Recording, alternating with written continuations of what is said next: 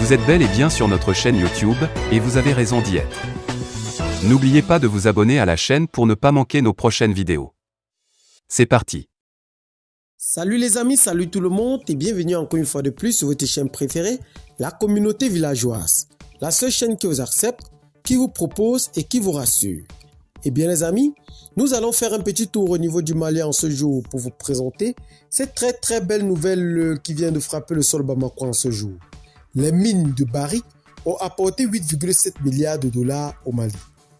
Les mines d'or de Loulo, Gounkoto et les anciennes mines de Morila de Barrick ont apporté 8,7 milliards de dollars à l'économie malienne au cours des 25 années entreprises qui a été dans le pays au cours de la dernière décennie qui ont représenté entre 5% et 10% de son produit intérieur brut. Ça descend aux médias locaux ici aujourd'hui. Le président et chef de la direction, Marc Bristor, a indiqué que tout au long du long partenariat de Barrick avec le Mali, il avait soutenu le pays pendant les moments difficiles de son histoire.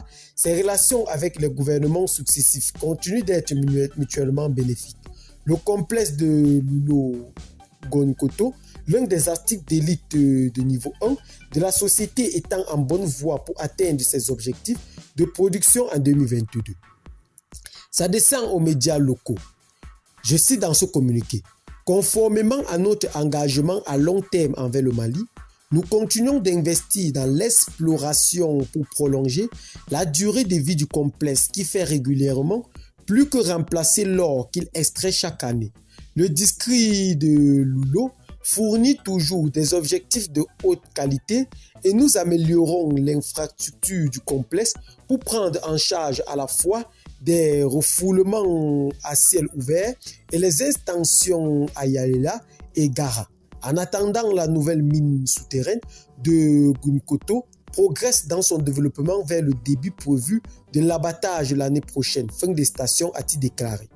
Bristow a noté que Loulo-Gounkoto était un exemple remarquable de la politique de Barrick de recrutement et de développement de la population de ces pays d'accueil.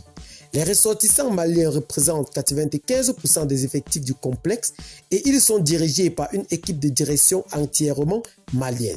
De même, il a investi dans la croissance de partenaires commerciaux locaux, allant des sous-traitants clés aux fournisseurs de carburant et de lubrifiants. Depuis le début de l'année, elle a dépensé 395 millions de dollars avec ses partenaires, ce qui représente 80% de ses achats totaux.